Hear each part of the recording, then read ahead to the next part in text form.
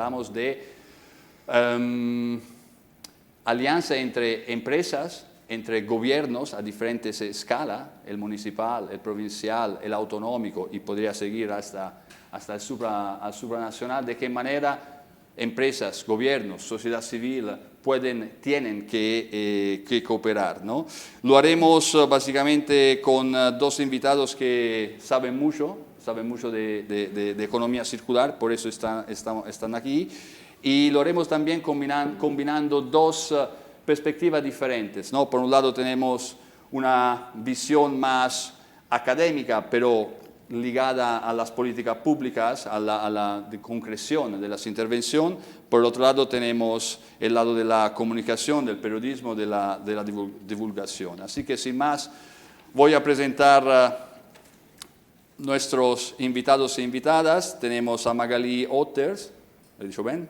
Sí, sí, perfecto. Líder de equipo del área política de MedWaves, Centros de la Agencia de Residuos de Cataluña para el Plan de Acción para el Mediterráneo del PNUMA, que como sabéis el PNUMA es el Programa de las Naciones Unidas para el Medio Ambiente.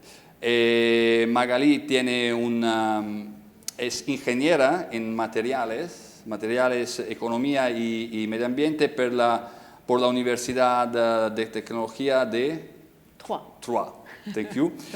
Tiene un máster en ecología industrial y un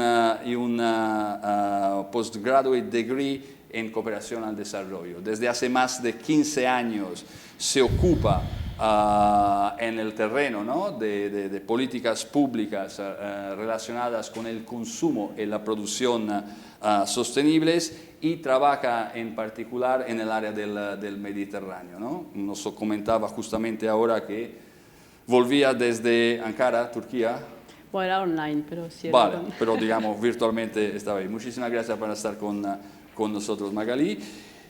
Juntamente a Magalí tenemos a José Luis Gallego. A lo mejor no necesita de presentación porque es una persona, un perfil que aparece desde hace años en diferentes medios de comunicación.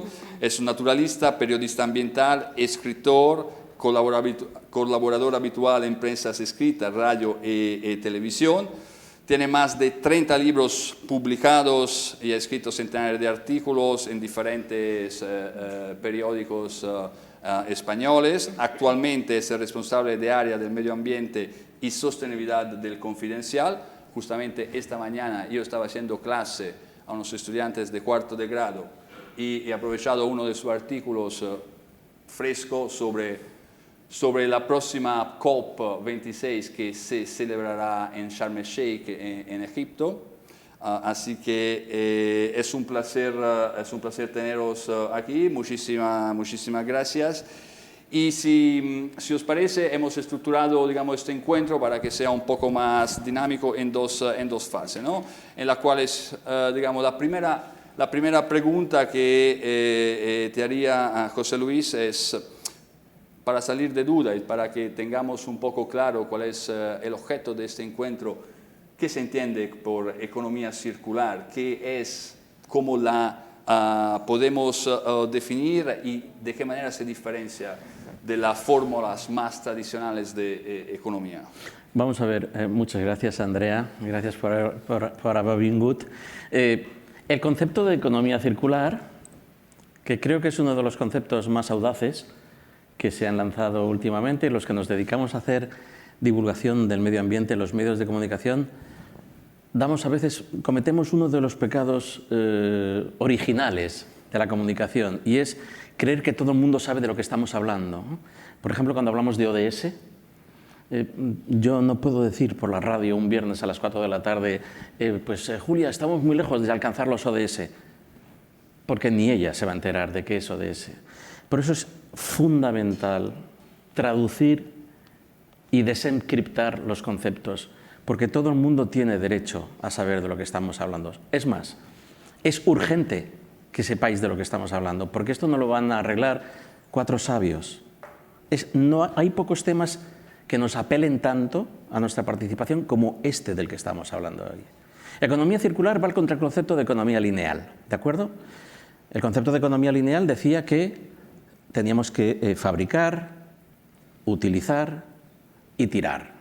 Ese es el concepto de economía lineal. Es muy fácil de entender. Es un concepto que nos ha llevado a un modelo económico absolutamente falso, irreal. Porque en ese modelo económico de fabricar, o sea, producir, utilizar y tirar, todos los impactos en el medio ambiente se externalizaban, no formaban parte de la contabilidad. De manera que las empresas, cuando hacían balance, no tenían en cuenta la contaminación del aire, no tenían en cuenta la generación de residuos, no tenían en cuenta la contaminación de las aguas, la pérdida de biodiversidad y mucho menos el cambio climático. Todo eso estaba externalizado, fuera del balance. A medida que hemos ido avanzando y que la Tierra ha ido dando señales de agotamiento, incluso la economía ha dicho, parlem-ne, hablemos. ¿Qué modelo nos puede servir para seguir avanzando? En el bien entendido de que el decrecimiento no es una alternativa, ¿de acuerdo? No es una opción. Yo también creo que el decrecimiento no es una opción. Podemos seguir creciendo. Es más, las sociedades tienen que ambicionar seguir creciendo, pero en otro modelo. Y ahí es cuando sale el concepto de economía circular. El concepto de economía circular incorpora todas las externalidades que estábamos dejando fuera del sistema de economía lineal, las mete dentro del círculo y pasa de producir, consumir, utilizar para recuperar o reciclar. Luego, en la segunda parte de la tertulia os pondré un ejemplo con unas pequeñas imágenes que os he traído, de manera que todo queda dentro de un hipotético círculo en el que no hay externalidades. Eso nos permite seguir creciendo a otro ritmo, evidentemente, con otro tempo, el tempo que marca el planeta. Por eso es tan interesante que entre todos entendamos el concepto de economía circular, porque del concepto de economía circular parte otro todavía más importante, que es el de ciudadanía circular. Hay una manera de estar en el mundo circular, de la misma manera que hemos estado practicando una ciudadanía lineal. Hay una manera de comportarnos de manera circular, de manera responsable, de manera sostenible. La palabra sostenible en el periódico de Cataluña yo la tuve prohibida durante por lo menos 4 años. Mi jefe de redacción no me permitía utilizar la palabra sostenible. Decía que era un vocablo que no entendía nadie. Otro concepto fundamental, el concepto de sostenibilidad, del que luego os daré una definición un poco más cercana. Pero eso sería básicamente. Muchísimas gracias, José Luis. Creo que lo has definido de forma muy clara. Magalí, yo pasaría ahora a preguntarte si nos puede describir básicamente tu actividad y el centro en el cual y para el cual trabaja, porque creo que se merece, ¿no? Se merece esta proyección porque es un centro, una organización regional que se dedica a estos temas en un área que más que nunca necesitas, ¿no? de transitar desde modelos más lineales a modelos más circulares. Muchísimas gracias. Vale, muchas gracias. Bueno, primero, muchas gracias por la invitación a participar de esta jornada. Es un placer también de compartir la potencia con José Luis Gallego. Yo lo he conocido porque dentro de la agencia de residuos, o sea, hace años, ahora no, pero regalaban, ¿no?, libros para Navidad y nos habían regalado pues, el libro Això on va. Sí, muy bien. Y bueno, no pensaba que un día iba a compartir escenario con usted. La pregunta es muy buena porque tenemos un contexto, nuestro centro trabaja en un contexto un poco complejo, pero también muy interesante porque estamos entre, ¿no?, el contexto Naciones Unidas, pero también en un contexto más nacional. No sé si se puede poner la presentación rápidamente. Básicamente nuestro centro actúa, tiene un mandato para apoyar la implementación de la economía circular en el Mediterráneo. O sea, trabajamos en la región mediterránea con países europeos, pero también con todos los países del sur del Mediterráneo. Tenemos Argelia, Marruecos, Túnez, Egipto, Jordania, Palestina, Israel, Líbano, Turquía. Siria y Libia están un poco en stand-by ahora, otros están por otros asuntos, y luego tenemos todos los Balcanes, ¿no? Es una región apasionante, muy compleja, pero apasionante y que tiene unos retos enormes en temas de sostenibilidad. Entonces, nuestro centro, en este contexto, apoya la implementación de 2 convenios internacionales. Uno es el Convenio de Barcelona, no sé si alguien lo conoce aquí o no.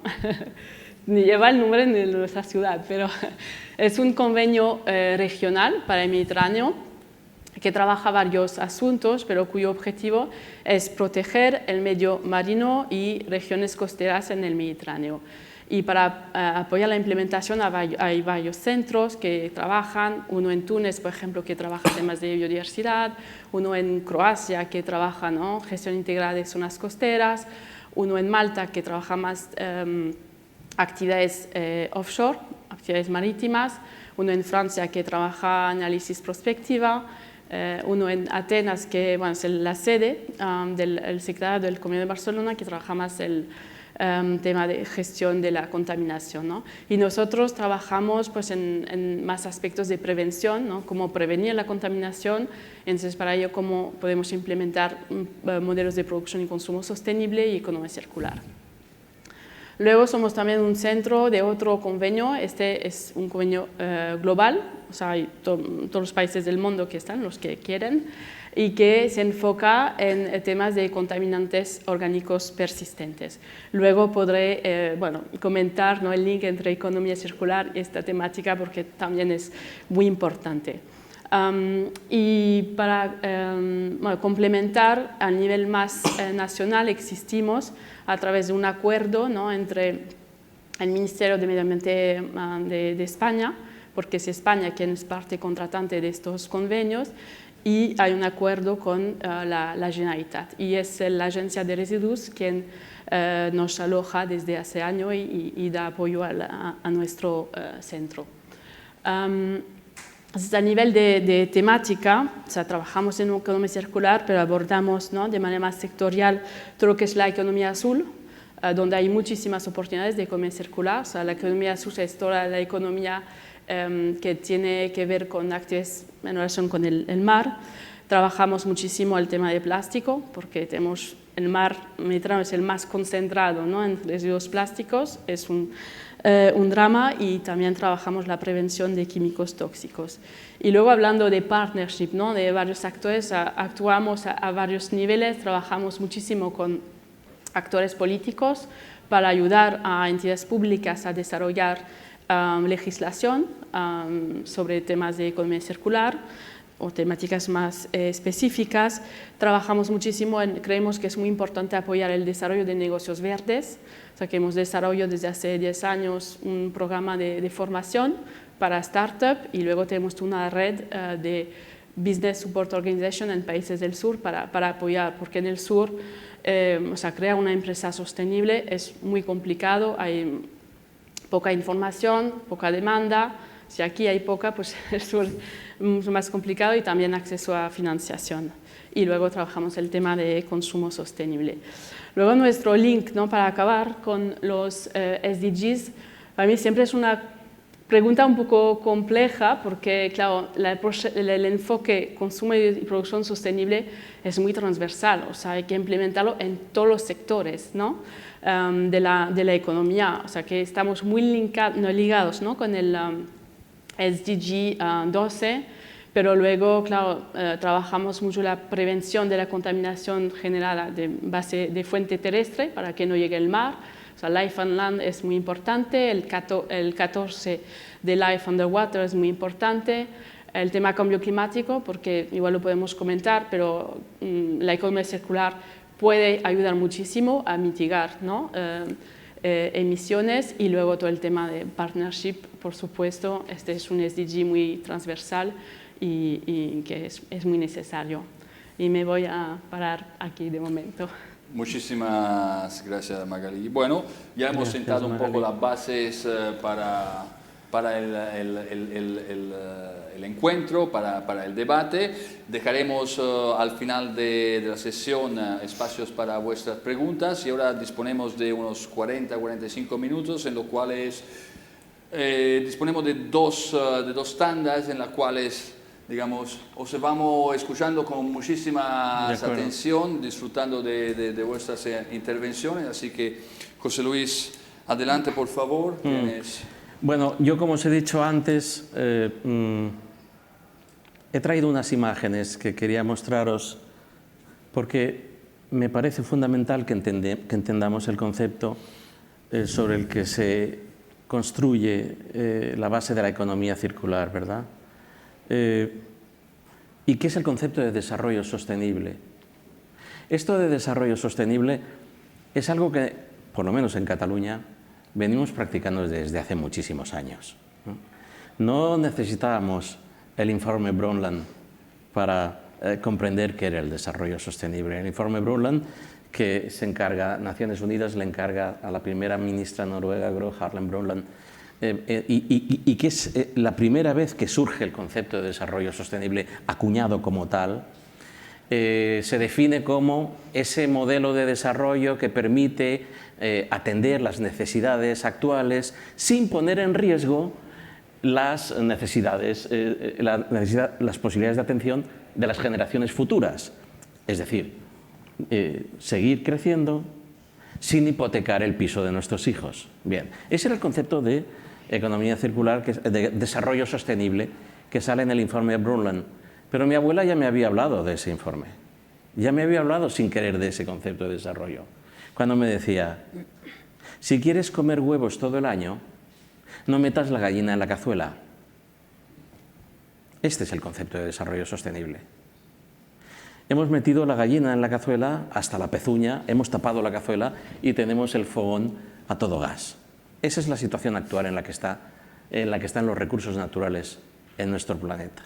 Sobre ese concepto, sobre esa base de concepto de desarrollo sostenible, emerge el concepto de economía circular. Voy a hacer alusión al reciclaje, no porque lleve muchos años hablando de reciclaje y colaborando con la Agencia de Residuos, con mi gran amigo Jordi Macarro y con Alba y con la maravillosa gente que está incorporando los conceptos de la necesidad de reciclar, de reducir, de hacer un uso responsable de los residuos en este país. Y quiero tener un momento de memoria hacia Víctor Macià, director de la Oficina de Empresa y al Medio Ambiente, que es la que crea el RACSIPIL, lo que ahora Magalí está desarrollando. Esto viene de antes de los años 2000.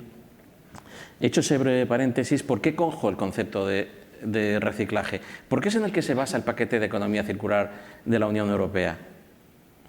La Unión Europea, cuando crea el paquete de economía circular para trasladar ese contenido a los Estados miembros y que los Estados miembros lo socialicen, pide que se atienda al concepto de reciclaje, porque es básico.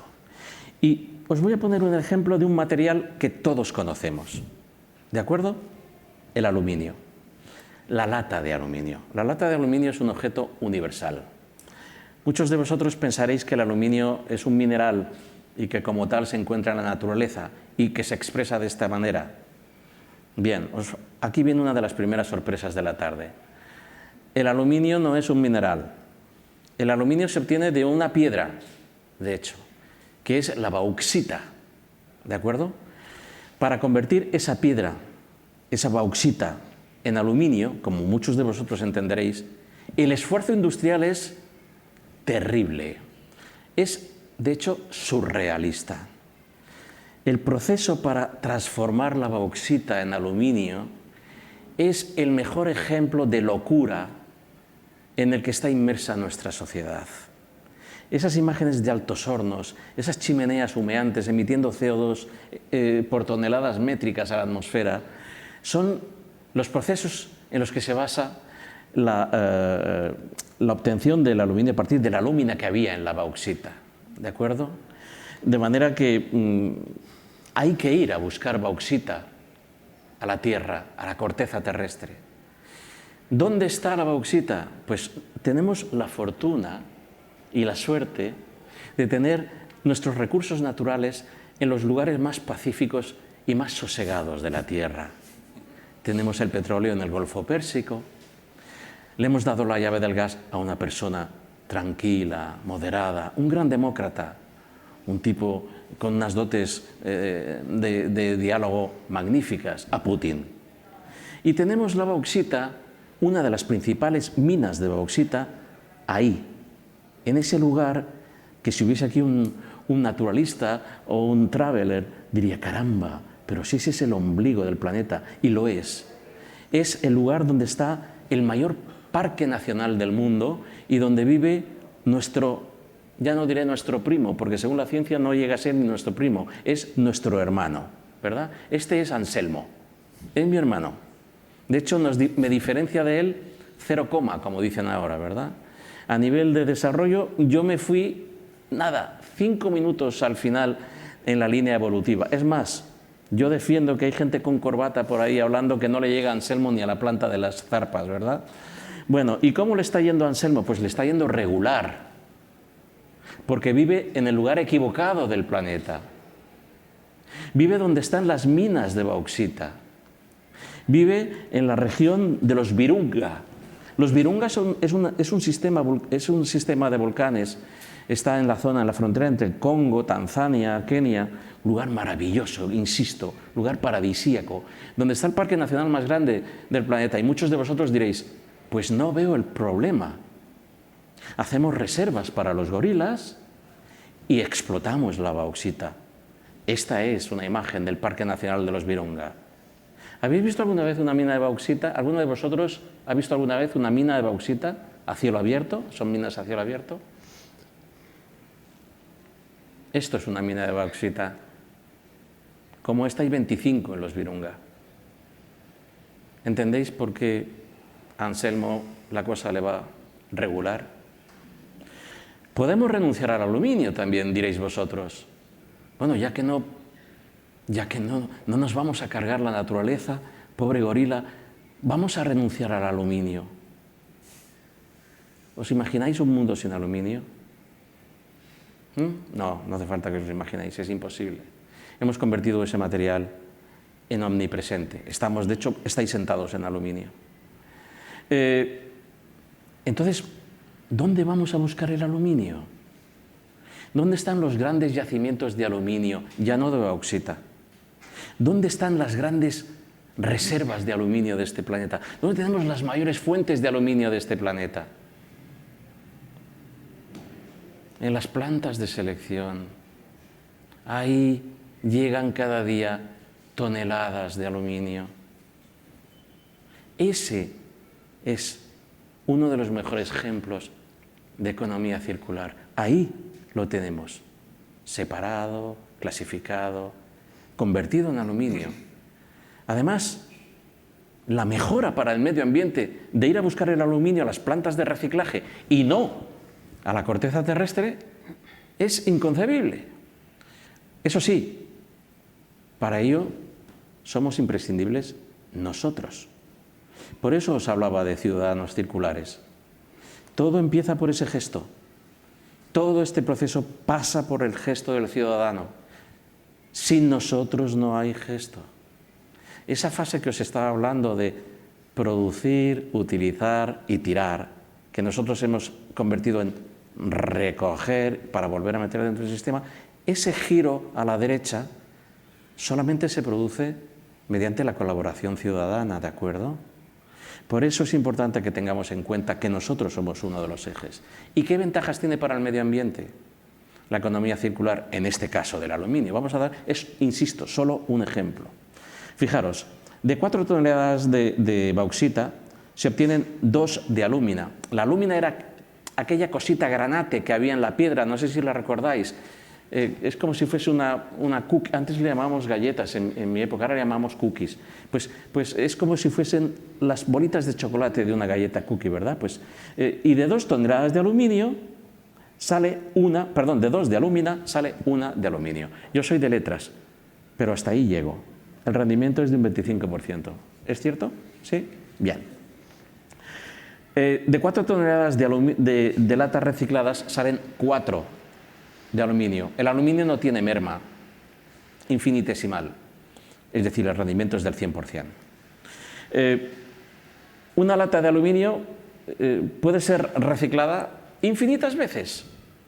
Hoy soy una lata de aluminio, mañana soy una lama de persiana, pasado soy la llanta de un coche, al otro soy la correa de un reloj, luego soy un avión y luego soy una cafetera. El aluminio vive eternamente, ¿de acuerdo? El aluminio reciclado necesita un 95% menos de energía que aquellas fábricas humeantes que habíamos visto al principio. De hecho, si estuviésemos aquí y si Andrea me lo hubiese permitido, yo hubiese traído un camping gas con una sartén de hierro colado, hubiésemos cogido 2 latas de aluminio y mientras estábamos dando esta charla el aluminio hubiese fundido y hubiésemos puesto en un molde y hubiésemos podido hacer lo que hubiésemos querido. No solamente eso, estamos hablando de cambio climático, estamos en una situación de emergencia climática. Cada tonelada de aluminio reciclado evita la emisión a la atmósfera de 10 toneladas de CO2. Luego, por una cuestión también de acción climática, por una cuestión también de responsabilidad hacia las generaciones futuras, la economía circular del aluminio, como la del agua, como la del papel, como la del cartón, como la de la madera, como la de la ropa, como la de todas las economías circulares, de todos los materiales que usamos a diario, es urgente e imprescindible. Pero hay más. Estamos hablando de economía. La economía circular es un yacimiento de empleo y el reciclaje es un buen ejemplo. Por cada 10.000 toneladas de basura que mandamos a un vertedero controlado, se genera un puesto de empleo. Si las mandamos a una incineradora, le podemos llamar incineradora, le podemos llamar planta de valorización energética, como queráis, se generan 6 puestos de trabajo. Si las reciclamos, durante todo el ciclo de reciclaje, desde la recogida hasta la selección, hasta el reciclaje, se generan 36 puestos de empleo. Son datos de la Unión Europea. Economía, oportunidad. Eso es lo que nos ofrece el concepto de economía circular en el caso de los materiales que usamos a diario. Dejar fuera, ¿veis cómo hemos dejado fuera los recursos naturales? Estamos dentro del círculo. Dejamos al aluminio, dejamos al plástico, dejamos a la ropa, dejamos a la madera, dejamos al vidrio, dejamos a todos los materiales que usamos dentro del círculo. Y como no externalizamos, no tenemos que ir a buscar. Evidentemente habrá que ir a buscar recursos, pero no como en la economía lineal, que todo partía de la naturaleza. El concepto de economía circular contribuye a la conservación de la naturaleza. Hablar de economía circular es hablar de conservación de la naturaleza. Y es urgente. La naturaleza, como dice Antonio Guterres, el secretario general de Naciones Unidas, no da para más. No da para más. Por lo tanto, debemos de aprovechar este tipo de conceptos. Eso era lo que os quería contar. Bueno, muchísimas gracias, José Luis, por esta primera intervención. Todas las veces que te escucho me dejas siempre con un par de apuntes que luego me sirven para recordar. Ahora, gallina y cazuela, Anselmo, ¿no? Pero de verdad tienes esta capacidad que luego permite reelaborar cuando estamos a mente más frías. Así que muchísimas gracias. Magalí, ahora vamos a ver un poco, ¿no? Concretamente, digamos, con respecto a tu actividad relacionadas con la economía circular. Vale, gracias. Si yo intentar, voy a dividir un poco mi intervención en 3, una perspectiva, bueno, un poco histórica, que tiene que ver también con la evolución del centro, del CIPIRAC, ¿no? Del señor Macià hacia lo que somos ahora.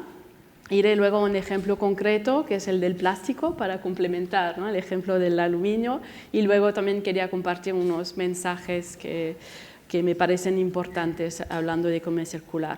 Primero, en la perspectiva histórica, vamos a empezar desde la Segunda Guerra Mundial, ¿no? Y hemos tenido este periodo de los 30 años gloriosos, ¿no? Donde había un desarrollo industrial exponencial, producción de masa, consumo de masa, también una mejora, ¿no?, al nivel social, con pleno empleo, aumentación del nivel de vida, pero rápidamente, ¿no?, a partir de los años 60, hemos empezado, ¿no?, a ver un poco los límites de este crecimiento sin fin que ponía realmente en peligro pues nuestro planeta, ¿no?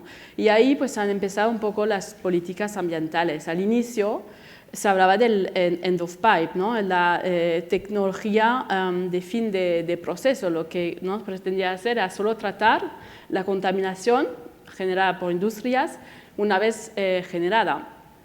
Se trataba, ¿no?, con fondos públicos, pero claro, luego hemos visto el límite que esto tenía, ¿no? Las administraciones públicas no podían pagar esto, habían fondos limitados, entonces hemos ido, ¿no?, al concepto de responsabilidad del productor, ¿no?, para que también los productores puedan pagar por esta contaminación que generaba.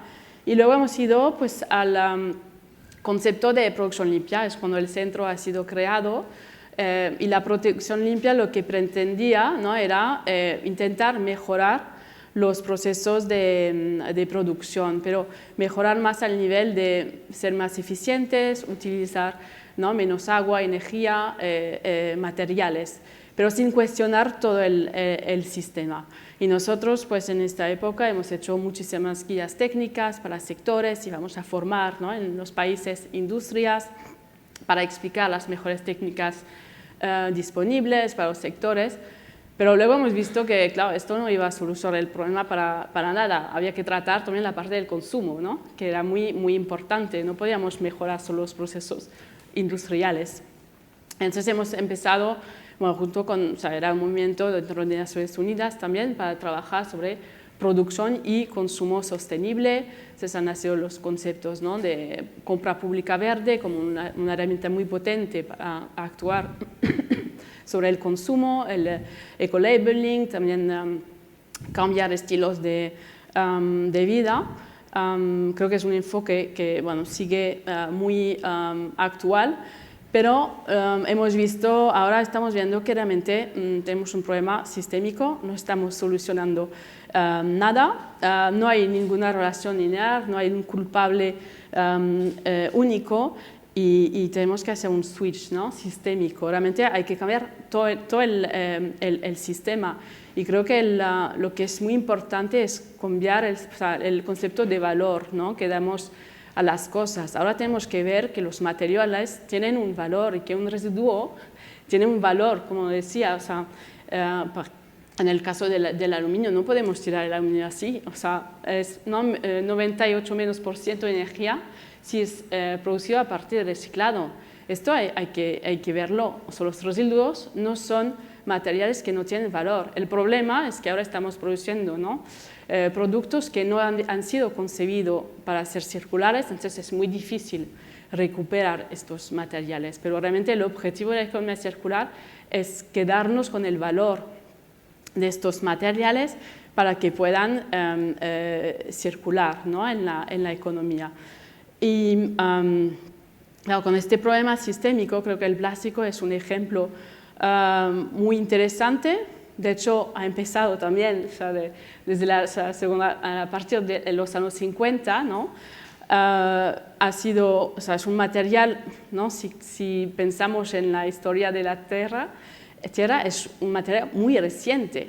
Y mira lo que hemos hecho ahora con este material, ¿no? Y para ilustrar este problema sistémico, el problema, o sea, tenemos plástico reciclado, que es más caro del plástico producido, o sea, plástico virgen, ¿no?, producido a partir de recursos fósiles, el gas natural o petróleo. Eso no puede ser. O sea, esto es un problema sistémico muy grave. O sea, no podemos permitir esto, que el plástico reciclado sea más caro, y hay que cambiar este enfoque, porque claro, tenemos una fuga, ¿no?, o sea, es plástico, pero pueden ser otros materiales, y en el Mediterráneo es un drama este material. Como lo he dicho antes, tenemos el mar con una concentración muy alta de plástico y hay que encontrar maneras de parar. ¿Qué es el problema? El problema es que es un material que es global, muy globalizado, y también la basura marina no tiene frontera, o sea, los residuos plásticos van viajando, ¿no? Y hay que actuar, creo, a muchos niveles, ¿no? Y implementar la economía circular a muchos niveles.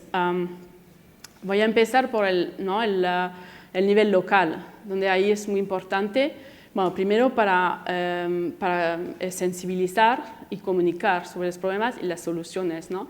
Y claro, la economía circular pretende también trabajar mucho el tema de reducción, reutilización, y creo que esto son conceptos que se trabajan mucho a nivel local.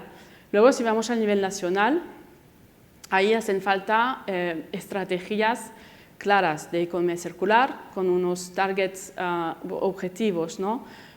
Muy claros de reducción, y también trabajando la idea de partnership, ¿no? Hablando del SDG 17, hay la fundación Ellen MacArthur Foundation, que es una fundación que trabaja muchísimo en economía circular, ¿no? Han creado este concepto Premio Príncipe de Asturias, sí. Por cierto, Muy bien. Y han trabajado pues, el tema de National Pact, Plastic Pact, ¿no? Donde pues, se sientan en la mesa tanto industriales como gobiernos para fijar objetivos comunes, ¿no? Y que cada uno actúe en su sector. O sea, no podemos trabajar en paralelo, o sea, realmente tiene que haber mucho diálogo entre los diferentes actores que tienen un papel. Y luego llegamos al nivel global, y creo que siguiendo, ¿no? Con el ejemplo del plástico, ahí es fundamental porque, como hemos visto, es un material que es muy globalizado. La producción, ¿no? De monómero que luego sirven, ¿no? para producir el plástico es muy... no hay tantos productores, pero luego la utilización es en el mundo entero, y hay realmente una necesidad de llegar a un acuerdo sobre las reglas del juego para este material. Hay un poco de esperanza, ¿no? Porque en marzo hubo la Asamblea de Naciones Unidas para el Medio Ambiente, donde hubo un acuerdo, diría, bastante histórico, ¿no? Para desarrollar, se desarrolla un acuerdo para poner fin a la contaminación por plástico. Debo recalcar el trabajo increíble de organizaciones internacionales, ¿no? Que han apoyado sin descanso, todo el trabajo de fondo, ¿no? Para llegar a este tipo de acuerdo es muy importante. Hay los gobiernos, pero organizaciones internacionales que trabajan de manera increíble para ayudar a los gobiernos en las negociaciones, ¿no?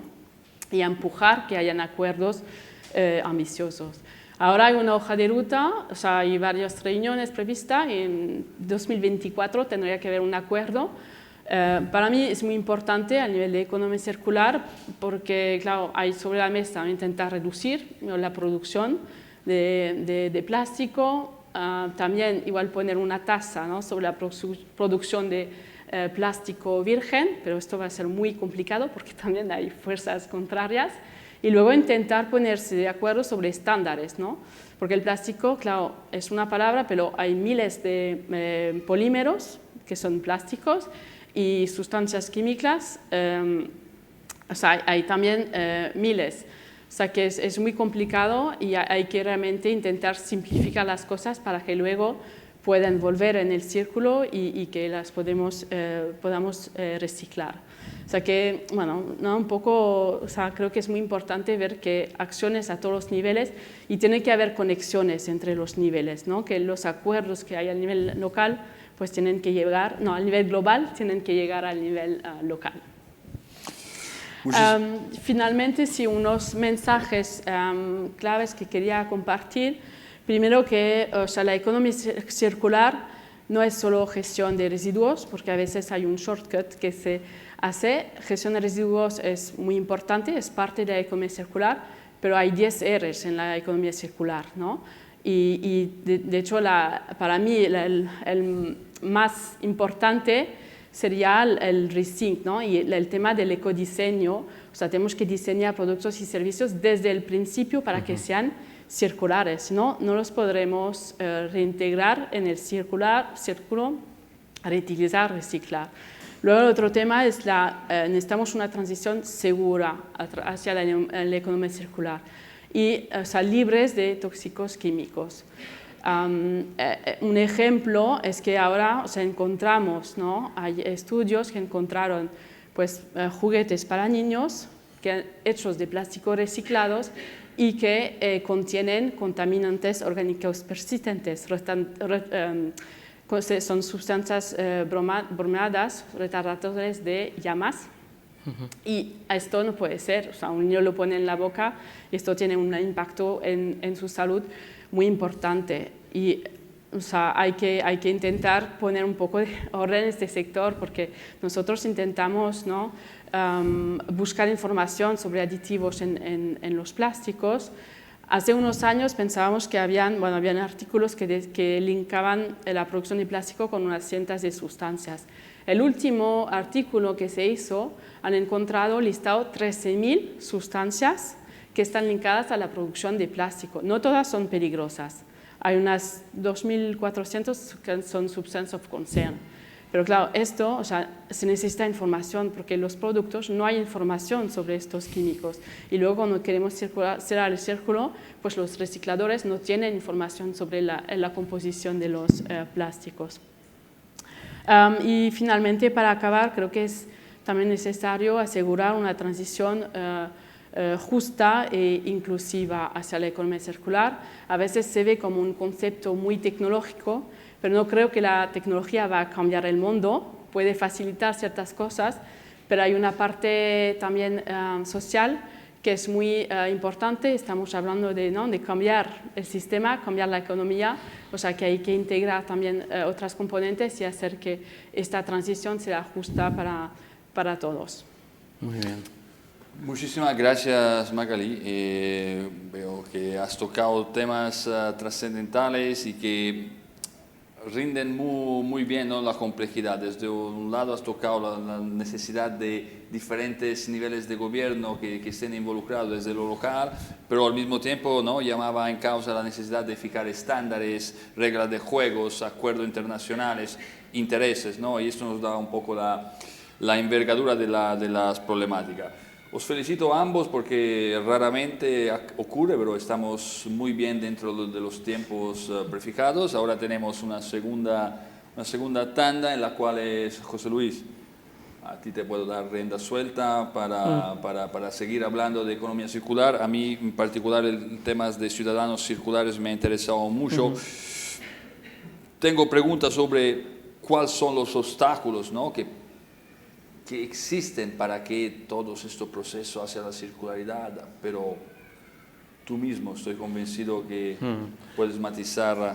Mira, para enlazar un poco con un concepto que ha dejado Magali para el final de su exposición y que a mí me parece que es importante que todos lo tengamos en cuenta, es que no estamos hablando solo de una transición ecológica. Esto no va solamente de ecología y de medio ambiente.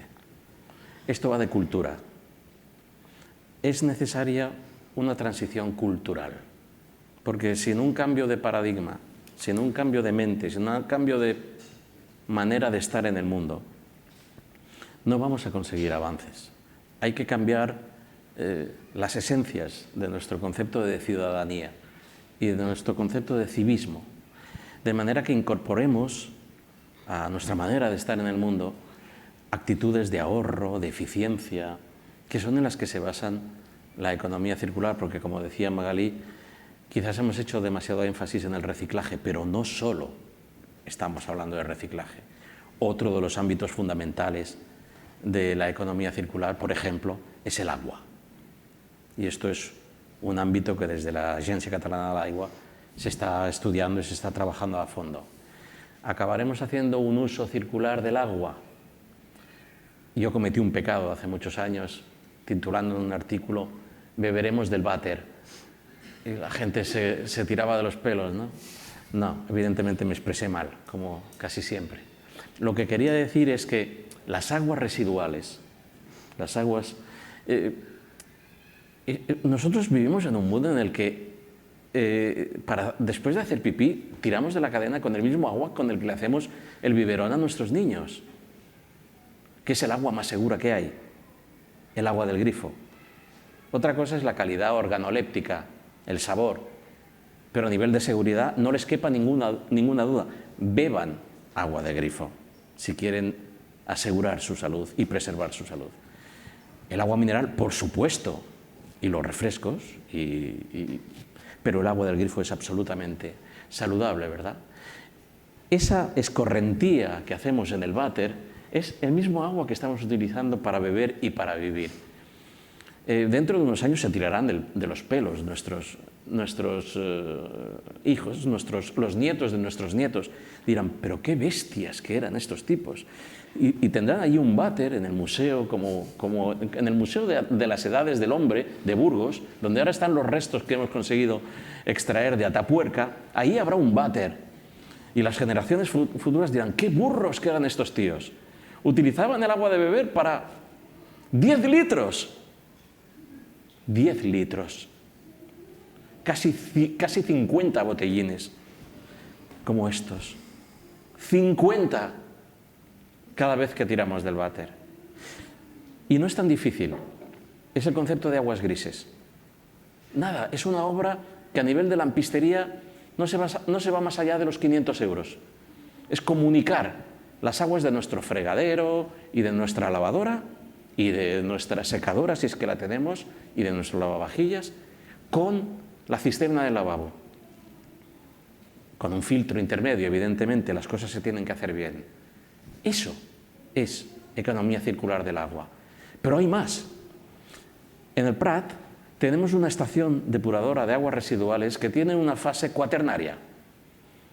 Está el primario, el secundario, el terciario, y luego está ya el sumum de las fases de depuración, que es el cuaternario, que tenemos aquí y que puede entrar en funcionamiento mañana mismo. De momento está en stand-by, que permite sacar una cosa que se llama agua regenerada. Agua regenerada, que es el agua que les llega a ellos de nuestras alcantarillas, la tratan de manera que podemos baldar las calles y regar los campos con ese agua. Estamos así de coger esa agua y llevarla a la potabilizadora. De la depuradora a la potabilizadora. Para volver a beber y vivir en un agua circular. Ese es otro concepto que merece la pena tener en cuenta. Ya no hablemos del concepto de energía. Somos máquinas de derrochar energía. Si nos viésemos a nosotros mismos desde arriba, de hecho Greenpeace hace unos años hizo una experiencia con infrarrojos que era detectar las fugas de nuestras, tanto de calefacción como de aire acondicionado, con lo que nos cuesta la energía, ¿verdad? Si fuésemos capaces de hacer un uso circular de la energía y recuperar todas esas fugas para dejarlas dentro del sistema, para hacer nuestros hogares más confortables con solamente un uso energético, estaríamos en otro concepto de economía circular básico y fundamental.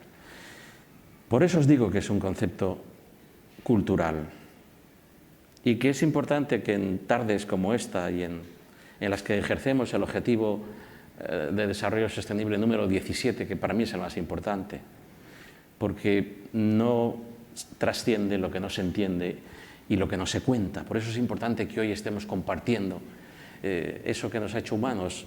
Vuelvo otra vez al equipo de Atapuerca, ¿verdad? Esto nos lo dicen Bermúdez de Castro, Arzuaga y Eudald Carbonell. Lo que nos ha hecho humanos es adquirir y compartir conocimiento, ¿verdad? Cuando estábamos en la cueva y llegaba por la noche el grupo, la tribu, y alrededor del fuego se contaban con gestos por dónde están los mamuts y cómo los han cazado y cómo yo he sido capaz de afilar una punta de sílex y la he tirado de esta manera. Y entonces ya había uno que cogía una brasa apagada, evidentemente, o una, y lo dibujaba en el techo de la cueva.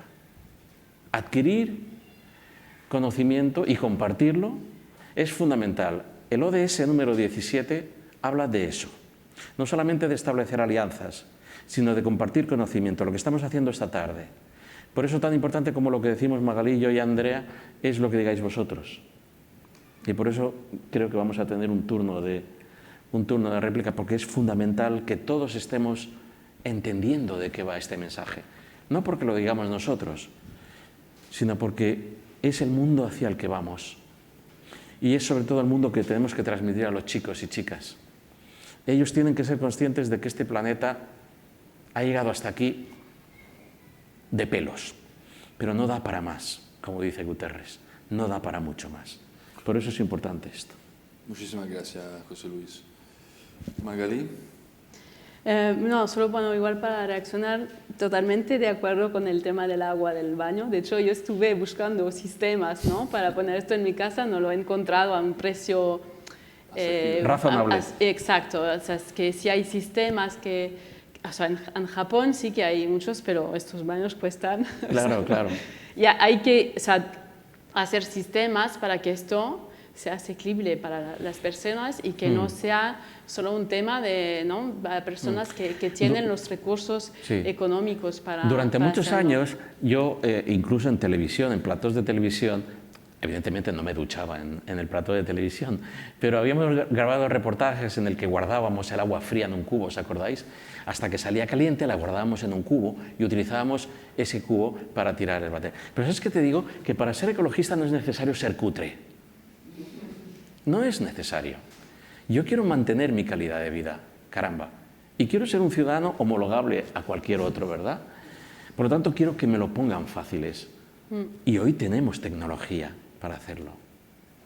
¿Estás de acuerdo también? Sí, yo no, creo que es muy importante ponerlo fácil, porque si no, no llegaremos. Y también es claro, el tema cultural es muy importante también, ¿no?, porque estaba pensando en el tema, ¿no?, del sector de la moda y textil, porque esto es un sector clave para la economía circular. De hecho, o sea, a nivel de Cataluña, ¿no?, hace poco se ha firmado un pacto por la moda sostenible. O sea, esto también es un ejemplo de partnership, espero que va a llegar a resultado y claro, tendría que ser, ¿no?, fashion, de ir de segunda mano. Y algo, o sea, que sea, bueno, tendencia, mainstream, ¿no? O sea, muy de tendencia y no de unos grupos reducidos que ¿no?, tienen una conciencia ambiental un poco más alta. O sea, que esto creo que es muy importante porque, o sea, también, o sea, a nivel de problemas sistémicos, claro, en el sector textil, no sé, claro, ahora espero que ha cambiado un poco, pero en unos años nos decían que las prendas, ¿no?, que no se venden iban directamente a incineración. O sea, esto es, o sea, cuando nos enteramos de esto, es que esto es impensable. O sea, no podemos permitir esto. Primero o sea, incinerar genera emisiones, o sea, contamina mucho. Y luego, o sea, era ropa que se puede utilizar. O sea, que hay que romper, ¿no?, con este sistema insostenible. Y luego, claro, hay todo el tema de reutilización, ¿no?, hablando del ciudadano circular. Ahí hay muchas cosas que se pueden hacer. Yo creo que hay que empezar, ¿no?, por nuestra casa y lo que los servicios nos ofrecen, ¿no? O sea, el tupper que llevamos al mercado, ¿no?, para poner la carne, el pescado, estos son cosas simples que ahora, claro, por ejemplo, el sector de la carne, hace unos años decían, no, es que esto hay por normas de higiene, no se puede hacer. Ahora sí que hay supermercados que lo dejan. Claro, la implementación también es compleja porque supone unos cambios a nivel legal.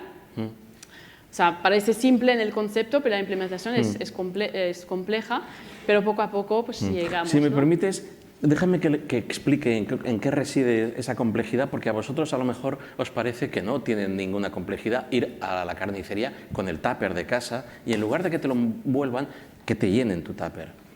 Bien, como dice Magalí, las normas de sanidad de este país hacen que el responsable último en caso de contaminación alimentaria sea el expendedor, es decir, la charcutera o la carnicera. Cuando tú le das tu tupper a la carnicera, ella no sabe de dónde viene ese tupper, ni qué había contenido ese tupper antes, o esa fiambrera, ¿verdad? Por lo tanto, en el momento en el que ella te pone la carne en ese tupper, te lo cierra y te lo da, Si tú tienes una contaminación por una salmonelosis, que es algo perfectamente fácil y se puede dar, sobre todo en verano, culpable, la carnicera. Por eso es tan complejo implementar las normativas. Y creo que tenemos un orden legal que está pensado para una economía lineal. Entonces, sí, estas dificultades, ¿no?, que marcabais, creo que son a las raíces de estos obstáculos, de estas reticencias, porque es todo más difícil. Cuando vamos a realizar políticas públicas, cuando pedimos que intervengan las administraciones o las instituciones que tengan legitimidad para hacerlo, luego nos encontramos con una serie de obstáculos que a lo mejor no pensábamos existieran y están ahí, y que son todos obstáculos que retrasan la puesta en marcha de intervenciones que ya tendrían quizá una aceptación por parte de la población. Totalmente, pero totalmente. Esto hace la transición verdaderamente difícil. Yo enseño políticas públicas en la Facultad de Ciencia Política y cuando desde que se diseña, se aprueba una norma hasta que verdaderamente se implementa, hay una serie de problemáticas para que pueden cuales... llegar a que llegue obsoleta a la calle. Exacto. Es tan largo el trámite que... No sé si querías concluir o si tienes algo más que añadir. No, sobre esta complejidad, de verdad, o sea, por ejemplo, también está pensando, ¿no?, una de las medidas que son interesantes es, ¿no?, por ejemplo, reducir el VAT, el IVA, ¿no?, para productos, para actividades de reutilización, ¿no?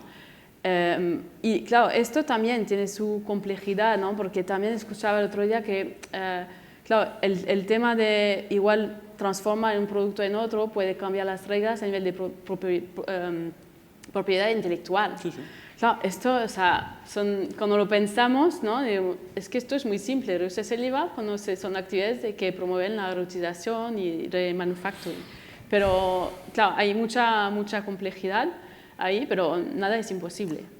O sea, hay que ¿no?, poner una voluntad política, hay expertos legales que creo que si hay voluntad se puede implementar perfectamente.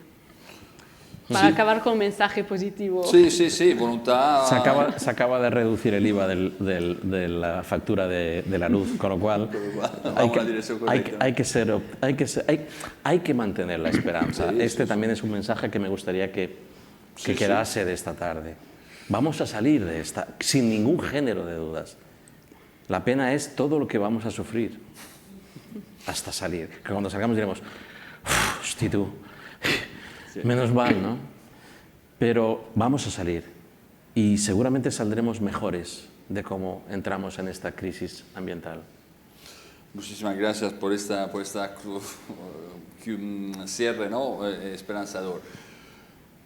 Tenemos afortunadamente más tiempo de lo que teníamos programado para vuestras preguntas, vuestros comentarios, vuestras sugerencias, así que ahora de forma ordenada vamos recogiendo un poco de preguntas. Si os parece, vamos recogiendo 3-4 preguntas, respondemos y otra tanda. Y al final haremos un grande aplauso a Magalí y a José Luis, que nos han permitido aprender mucho y compartir mucho de su conocimiento. Buenas tardes. Es muy interesante, hay que de verdad dar el optimismo. Sin embargo, hace años que esto de la economía circular ya se estaba hablando. En aquel momento se decía que los productos que salían de la economía circular eran más caros, porque, como habéis dicho, se produce o se generan puestos de trabajo. Entonces, o sea, hay una parte importante en deshacer el producto primero y luego hay que volver a pasarlo. Luego, esta mañana que estaba yo aquí, ha habido otra conferencia en economía circular. Y claro, las empresas necesitan, ¿no?, invertir para transformar, etc. En aquel momento pues, hay una ayuda por parte de la Generalitat que ayuda a las empresas y tal. O sea que quiero decir que será necesaria una gran inversión por parte de la Administración, supongo, para bajar un poco el precio de los productos que salgan de la economía circular para que los podamos comprar. No sé si lo tengo mal entendido, porque a lo mejor, por ejemplo, lo que has dicho tú, este sí que tendría que ser muy fácil, tendría que salir muy barato. Por supuesto. Porque ahí no hay mucha implicación mecánica, ni etcétera. No sé, o sea, a ver, ¿qué decís de esto? ¿Cómo te llamas? Asunta. Asunta, déjame que te cuente, déjame que le explique un caso que además es un caso del que hablo mucho y al que asistí del RACCIP, de los inicios de la empresa y el medio ambiente, de la Agència per l'Empresa y el Medio Ambiente, del Centre per l'Empresa y el Medio Ambiente, al CEMA, que te estoy hablando de hace más de 20 años, ¿verdad? En los inicios del CEMA, pues iban Iñaki, Esther, Antonio Medas, Víctor Masía, iban visitando las fábricas de este país y eran recibidos, porque cuando recibías con la tarjeta de la Generalitat, lo que hacían era hacer así, ¿verdad? Me vas a multar. Y no era esa la intención. Una de las empresas que visitaron fue una empresa que fabricaba ketchup y mostaza en el Papiol, a las afueras, a la salida de Barcelona, ¿verdad? Este empresario pagaba una tasa de aguas residuales espectacular. Tenía una tasa de...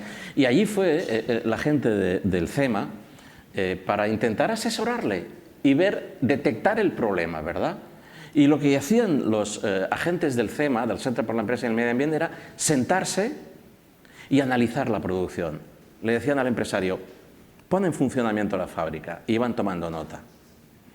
Y veían dónde estaban, cómo iba el proceso. Lo único que hacían era observar. Todavía no hemos invertido ni un euro o ni una peseta de aquellos años. Estaban observando. Una vez habían observado, se sentaban con el empresario. Y en este caso, el caso era clarísimo. Le decían, mira, estás produciendo ketchup de 9 de la mañana a 2 de la tarde. Cuando dejas de producir ketchup, coges agua a presión, limpias las tuberías, consumes agua, pagas unas facturas de agua brutales y luego pagas una tasa, un canon de aguas residuales también brutales, porque la otra sería montarte una pequeña estación depuradora, cosa que se comería todos tus beneficios. Luego estás pagando una tasa de tratamiento de aguas residuales. Se nos ha ocurrido una cosa. ¿Por qué no pones un émbolo de silicona a la entrada del sistema? Cuando acabas de producir ketchup, pasas el émbolo de silicona por la canonada y en off-pipe, cuando se acaba la canonada, pones un pote, coges ese ketchup, lo envasas, aquí no se tira ni una gota, y acto seguido, empiezas a fabricar mostaza. Cuando acabes de fabricar mostaza, vuelves a pasar el émbolo y entras en marcha el ketchup. La inversión no creo que llegase a 1 millón de pesetas en aquel tiempo. El ahorro fue a la semana, ni tan solo al mes. A partir de una semana ya estaba ganando dinero del sistema. Quiero decir que no creamos que pasar a la economía circular va a suponer la ruina de las empresas. No. A veces tan solo es necesario sentarte y repensar, ¿qué estoy haciendo? ¿Cómo puedo evitar ese residuo? Y sobre todo, ¿cómo puedo evitar esa demanda de recurso en el caso del agua, ¿verdad? Y a partir de aquí, actuar. Reflexionar, actuar. Esa es una de las claves de la economía circular y eso es lo que en Cataluña, porque el concepto de economía circular, yo creo que buena parte del origen lo tiene en Cataluña, por lo menos a nivel del Mediterráneo, se puso en marcha desde hace muchos años. Sí. Solamente te quería responder que esta mañana, que he dicho que he ido a otra jornada, había una, no sé si era una empresa o una entidad, lo que sea, que se dedicaba a hacer esto que has dicho tú, a elaborar sobre las empresas. Informes. Y el resultado ha sido que es fatal, que las empresas lo tienen fatal. Se tiene que poner ya y meterse ya a saco.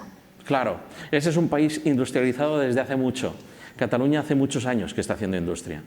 Por lo tanto, tiene industrias que están asentadas desde los inicios. Es muy fácil empezar con la economía circular en Marruecos, empezar con la economía circular en Libia o en Cataluña, en Alemania, en Francia, es muy complejo. Bueno, sí, para reaccionar, ¿no?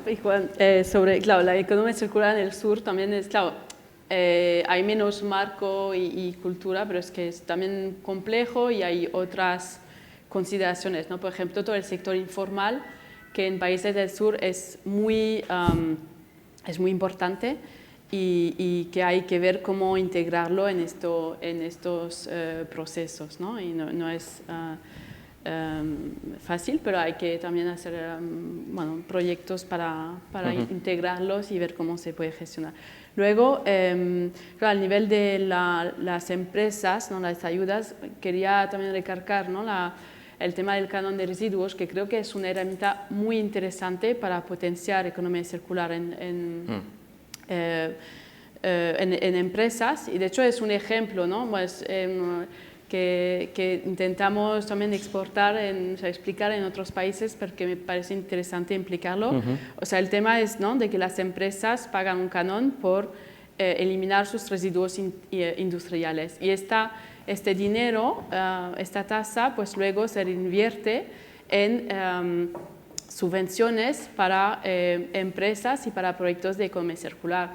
Desde que se creó la tasa, el canon, en 2016 creo, pues han habido unos 22, algo millones de subvenciones y han financiado más de 500 proyectos de economía circular. O sea que esto es un sistema que es muy interesante, ¿no? Como intentar, pues, desincentivar, ¿no? Sí. La eliminación de residuos y utilizar, pues, estos fondos para invertir en economía circular. Tiene una parte perversa el canon de residuos que no me gustaría dejar de señalar. El canon de residuos se eleva sobre el concepto de quien contamina paga. Hay empresas muy potentes que han pervertido ese mensaje, le han dado la vuelta y han dicho, como pago, contamino. Sí, eso, el mercado de emisiones también, ¿no? Puedes comprar cuotas para emitir más. El caso no es comprar cuotas a Brasil, el caso es no emitir en Alemania. Cuidado con estas perversiones, porque pueden dar casos, insisto, hay grandes compañías que asumen el canon de residuos como un coste, lo meten ese sí que lo meten dentro del balance y como pago, contamino. Sí. Más preguntas, si son cortas tenemos opciones de acoger más preguntas. Sí, bueno, en principio, en primer lugar, gracias por vuestras aportaciones, tanto informativas como formativas. Es una gran ecuación donde la aproximación individual es muy importante, pero simplemente no porque creo que sea muy determinante o extremadamente, pero nunca se menciona que es la demografía. Quizás porque es políticamente incorrecto, porque topa con gran parte de las religiones. Bueno, tú te dedicas en el ámbito mediterráneo, pues hay una gran diferencia entre el norte del Mediterráneo, el sur del Mediterráneo, pero sobre todo, no solamente desde el punto de vista económico, sino también demográfico. O sea, la demografía ahora es sostenible desde un punto de vista sanitario, pero insostenible desde un punto de vista económico. Y quizás la aproximación a un reciclado, bueno, simplemente por mencionarlo como una variable de esta larga ecuación.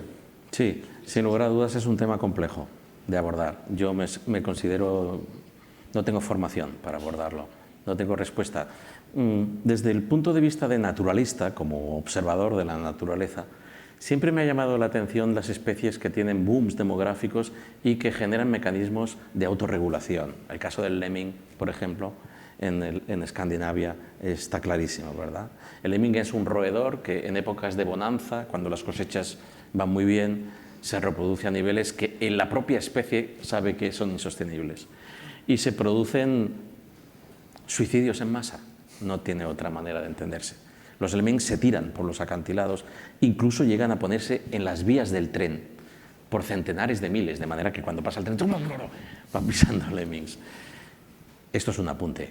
No quiero decir que nos tengamos que utilizar, que llegar. Solamente os No digo, creo que nuestro instinto... solamente os digo que como naturalista aficionado, siempre me han llamado la atención esos mecanismos de autorregulación, ¿verdad?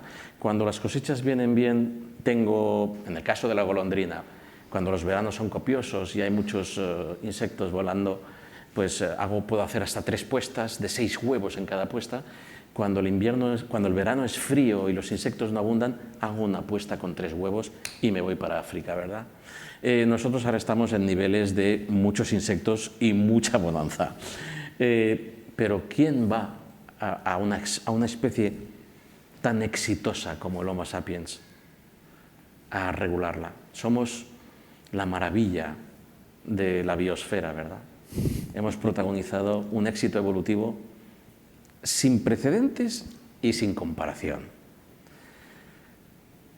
La duda está en qué mecanismo vamos a poner en marcha. Hemos tenido un susto, acabamos de pasar un susto. Muchos dicen que esto podía ser un avance solamente de lo que viene, ¿no? Hemos perdido muchos millones de seres humanos, por desgracia, incluidos muchos allegados de todos los que estamos en esta sala, ¿verdad? Ha sido trágico y terrible. Lo hemos olvidado. Solamente hay una persona que vaya con mascarilla en esta sala. Lo hemos olvidado. Sí, igual para complementar, claro, también un tema trágico es bueno, el impacto, ¿no?, que tienen los químicos tóxicos en nuestra salud y todo el tema de reproducción. Y creo que esto es un tema también muy delicado y muy complejo, pero que tiene impacto, ¿no? Claro, yo no soy tampoco experta en temas demográficos, sí que puedo decir que en el norte del Mediterráneo hay una población que envejece y en el sur es el contrario, es una población que es muy joven, hay muchísimos jóvenes y de hecho es un potencial, ¿no?, para creación de empresas verdes en el sur que es muy importante. Luego también en el Mediterráneo tenemos una población que es, 70% de la población vive en ciudades y tenemos 1/3 que vive en zonas costeras. O sea, quiero decir que la población está muy concentrada en algunas zonas y esto, linkándolo con la economía circular, es un concepto también importante. O sea, hay que desarrollar programas de economía circular a nivel de ciudades o a nivel de regiones, ¿no?, para trabajar donde pues, el ser humano cree más impacto, ¿no? No hace falta, vivimos en un país, Cataluña, en el que el 80% de la población vive en el 4% del territorio. Sí, sí. Y Naciones Unidas nos está diciendo que seguiremos viviendo en aglomeraciones urbanas. En los países que se están desarrollando, esas migraciones. Le aconsejo un libro de un demógrafo de un italiano, Carlo Maria Cipolla. Está buscando ahora historia económica de la población mundial. Ahí es un autor que vale la pena leer. Primero, muchas gracias por esta muy interesante charla. Habíamos hablado, por ejemplo, el aluminio es muy fácil de reciclar. Mientras reciclamos, el plástico no es tan fácil, pero ya cada vez estamos más avanzados con tecnología y no sé qué. Pero siempre me pregunto, en estos países industriales, España, Alemania, Francia, Italia, tenemos un sistema de reciclaje. Pero ¿por qué las empresas que producen plástico o latas de aluminio, pero no tienen y venden a países del tercer mundo, puede ser la India, puede ser Brasil, puede ser cualquier país del tercer mundo, y no hay ningún sistema o casi ningún sistema de reciclaje? Porque los gobiernos de los fabricantes en países de primera industria no obligan más poner algún sistema de circulación. Hay un ejemplo terrible de lo que acabas de contar, del que escribí, creo, la semana pasada. Ecologistas en Acción denunció al Estado español ante la Unión Europea porque somos el primer fabricante de neonicotinoides, es un plaguicida que está detrás de la mortandad de las abejas, por ejemplo. de neonicotinoides es un plaguicida que está prohibido consumir en la Unión Europea. Pero no fabricar. Es decir, la doble moral de Bruselas es: no podemos utilizar neonicotinoides. Y no digo marcas en concreto porque no quiero tener problemas, porque esta gente es muy susceptible. Pero todos sabemos de lo que estoy hablando, ¿verdad? Son los plaguicidas y los herbicidas y los insecticidas que están causando la mortandad de las abejas. Esto lo dicen los científicos, no lo decimos los medios de comunicación. La Unión Europea permite la fabricación y comercialización de neonicotinoides a terceros países. ¿Qué descubre Ecologistas en Acción? Que los alimentos que nos llegan producidos en esos países, por ejemplo, esto lo detectó en unas vallas de Boji, es unas vallas rojas que ahora se han puesto muy de moda, ¿verdad? Estos superalimentos, ¿verdad? ¿Cómo se llaman? Goji, sí, Goji. En unas vallas de Goji que se detectaron, se detectó la presencia de este plaguicida prohibido en la Unión Europea. Y en ese barrido que hizo el Ministerio de Sanidad dijo: ¿quién ha usado este plaguicida? Dijo: no, si son de China. Y mediante la trazabilidad supieron que estaba fabricado en España. Fíjate, la doble o triple moral, la perversión del sistema. Por eso es urgente actuar, por eso es un cambio cultural. No puede ser que nosotros estemos fabricando un plaguicida que sabemos que mata a las abejas de China y a las abejas de Europa. Sí.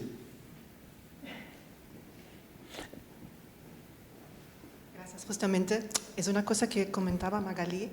Para esto es una cosa cultural y la masa necesita una tendencia. Tenemos que estar, tiene que ser guay, tiene que ser chic, ser sostenible, tiene que ser chic, ¿no? Tener un coche eléctrico. No ser el primero, que es el ecologista con los zapatos Birkenstock, ¿no? En Alemania, por ejemplo, ya en los años 80, ya había moda sostenible, muy bien hecha, de Britta Stallman, y nadie lo compraba. Claro.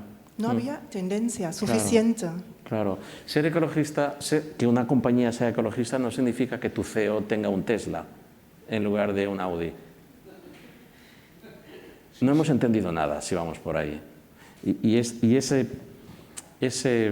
esnobismo le está haciendo mucho daño a la conciencia y a la cultura, porque muchos están entendiendo que esto es una cuestión de oportunidad y de audacia, y no, es mucho más profundo. Sí, sobre el tema de movimientos transfronterizos, esto es un tema muy interesante. De hecho, hay un convenio internacional, que es el Convenio de Basilea, que regula esto. Y hace un par de años hubo una decisión muy importante de cambiar los anexos de este convenio para evitar la exportación de residuos en países, en Asia, ¿no? Porque, claro, China también dijo un momento: yo ya no quiero estos residuos. Entonces, estos residuos pues iban en otros países de Asia. Y luego pues se consiguió regular todo este tráfico e intentar bloquear la exportación de residuos que no se pueden reciclar, ¿no? Luego, claro, es complejo porque luego hay temas de aduanas y códigos de aduanas, hay empresas que consiguen meterla estos siempre. trenes, ¿no? Con residuos radioactivos que pasan y que es una cuestión también legal. Sí. Luego hay casos, ¿no? De contenedores que han llegado, hubo un caso hace poco en Túnez y han conseguido bloquear estos 385 contenedores para que vuelvan al país que había exportado. No voy a mencionar el país, pero hay casos y creo que, claro, el tema de crear acuerdos a nivel internacional es muy importante. No es perfecto porque siempre son acuerdos hay que llegar a un acuerdo, hay una visión muy ambiciosa y luego, claro, hay que llegar y rebajar las expectativas, pero creo que hay unos convenios que han funcionado muy bien y el de Basilea ha sido como un poco el inicio para regular el tema de plástico y ahora con el nuevo pues sí, espero que habrá más. Estamos a punto de cerrar. La última, tenemos 2 preguntas rapidísimas. Ay, pobres, hay gente... Sí, por bueno, favor. los podemos atender por las redes o... no quisiera que nadie se quedara. Podemos continuar por redes o como queráis. Me sabe fatal. El tiempo es así, de cruel. Sí, bueno, yo quiero tomar un poco, ¿no?, el tema de lo que has hablado del reciclaje, sobre todo del que has hablado del aluminio y también de lo cultural. Y es el hecho de que, bueno, que con tu presentación, ¿no?, se ve idílico, ¿no?, el hecho, en este caso del aluminio, que el 100% se puede reciclar, pero lo que al menos yo percibo un poco es que el hecho de que se sigue, o sea, no es posible conseguir un 100% de aluminio reciclable porque se está consumiendo más, porque se está produciendo más, sea uno causante del otro o viceversa. Y quiero decir un poco, ¿no?, esto que has dicho de cultural, que cómo se puede hacer que nuestra sociedad intente rebajar un poco más el consumo, con lo que conllevaría un poquito más de lo que ha empezado la presentación del decrecimiento, y más teniendo en cuenta, ¿no?, como hace poco, como hubo el aumento del salario mínimo y las patronales estuvieron en contra, otra cosa, ¿no?, como también relacionada con el medio ambiente, como es el consumo de carne y la industria cárnica y sus consecuencias ambientales. El automóvil, por ejemplo, el sector del automóvil. Y como en este hecho del consumo de carne ya todo el mundo se fue hacia el cuello, ¿cómo es posible hacer este cambio? ¿Cómo te llamas? Marc, perdón. Marc, todos los cambios sociales son complejos. No hay nada más difícil que cambiar, no una estructura, no un material, no un hábito. Un hábito es lo más difícil de cambiar. Y esta sociedad está habituada a consumir, producir, tirar. La cultura del usar y tirar está intrínsecamente incorporada en nuestro modelo de sociedad. Por eso no hay recetas mágicas. Yo solamente he puesto, no un modelo idílico, he puesto una situación hacia la que podríamos avanzar si todos participásemos.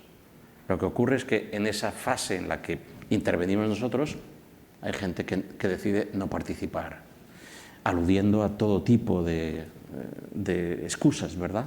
Porque son excusas. Otra cosa es que el sistema funcione o no, o que el sistema se pueda perfeccionar o no.